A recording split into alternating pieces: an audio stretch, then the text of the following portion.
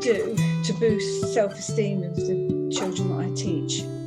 Well, the first thing is that you absolutely can do lots to boost the self-esteem of children you teach, because it's a very important part of being a great teacher, because low self-esteem is definitely a barrier to learning. If you have low self-esteem, then you see sort of learning, struggling when you're learning, as evidence of your own inadequacy. It sort of confirms your feeling of not being very clever, not being very good at this particular thing, feeling a little bit less smart than other people in your class.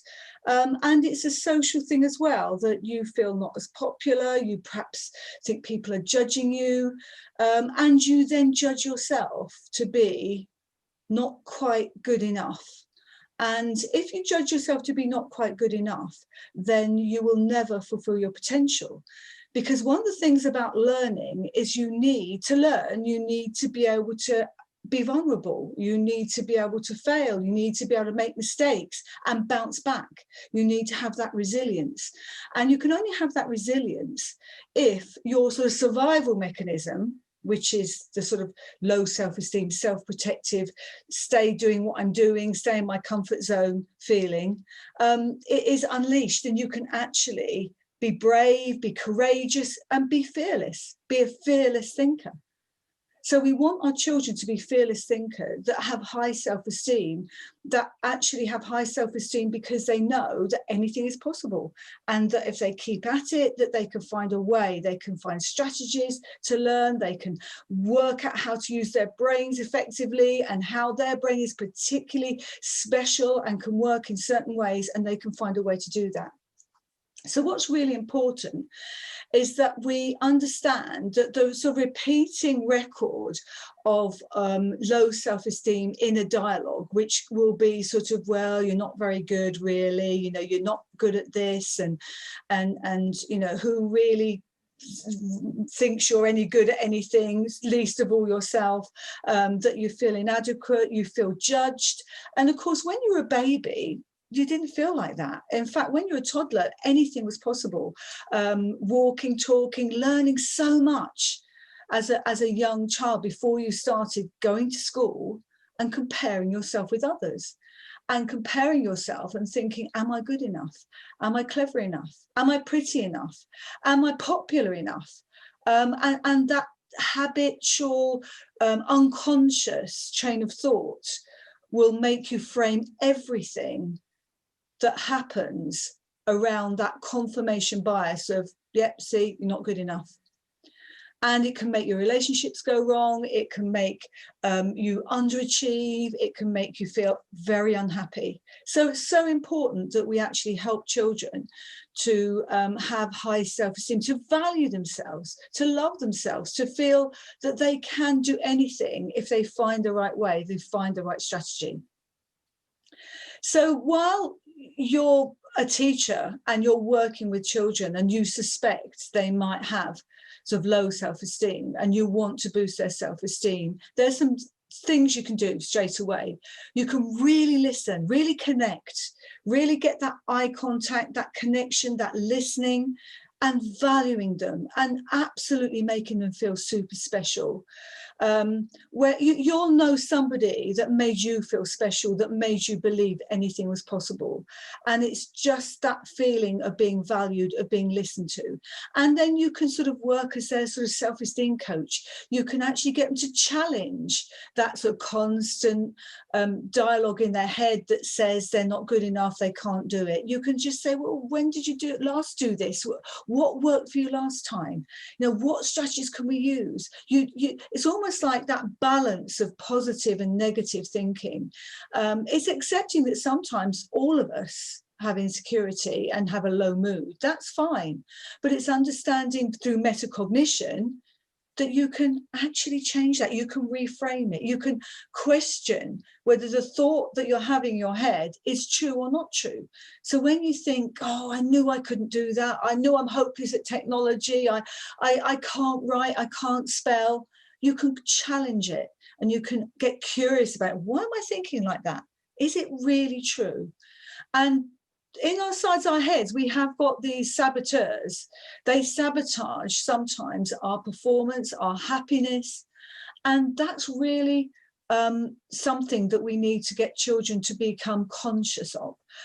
Become conscious of the fact that the things that are going on, the thoughts that are going on inside your head are not always true.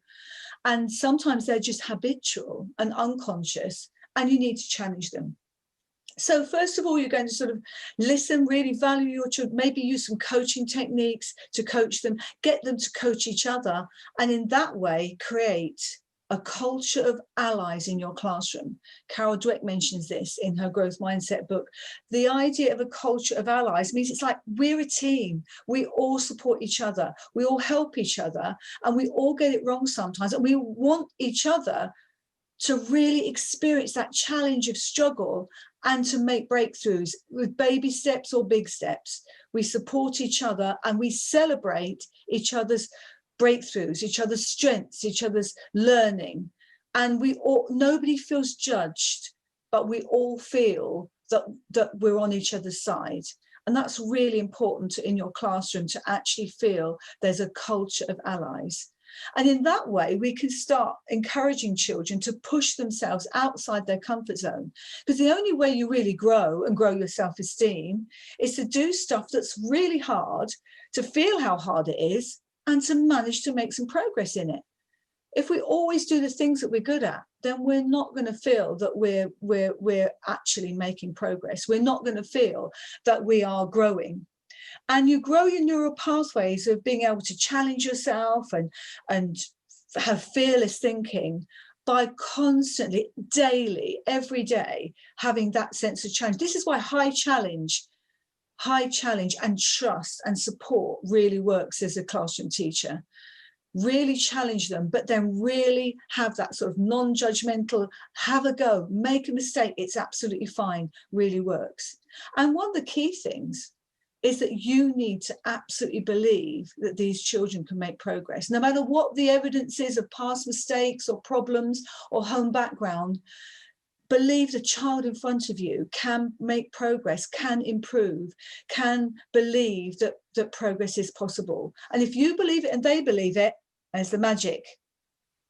And of course, bear in mind that no one can raise the level of somebody else's self-esteem above their own self-esteem. So for you as teachers, and I work a lot with teachers, just to realize, to become aware, conscious of their own self-esteem, their own insecurities. We've all got them. Every one of us has got that voice inside our head that sometimes says, well, you can't do that. Whoever said you could?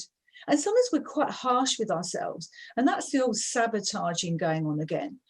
So your job, I suppose, is to get conscious of your own self-esteem, share with the children your own challenges and how you're relentless in keeping those challenges at high levels so that you can break through, so that you can experience the pain to get the gain. Because all of us have those challenges in life. And at the moment with the pandemic, it's more than ever that children will be in a state of anxiety, in that sort of survival state. And when you're in that survival state, learning is almost impossible. So we need to actually have that sort of tolerance of uncertainty through the support of each other and that sense of belief that learning is possible, and learning is where it's at. Learning is cool. Learning is the answer to everything in life. When things go wrong, what can I learn? That process of metacognition, being able to stand back from your thinking and think, why is that happening? Why am I in that mood of being a little bit down on myself or a little bit unhappy? What can I do to reframe it? What can I do to change my mood? How can I change it? That's very, very powerful stuff. And mostly being kind to yourself, being as kind to yourself as you would be to someone you love, someone like a parent or a child or a pet. How would you, if you make a mistake, how would you respond to yourself in your head?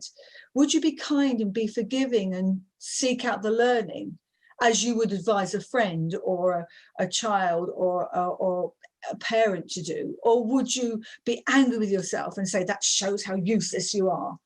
And this is where raising self-esteem helps that progress towards being a fearless thinker and a fearless learner.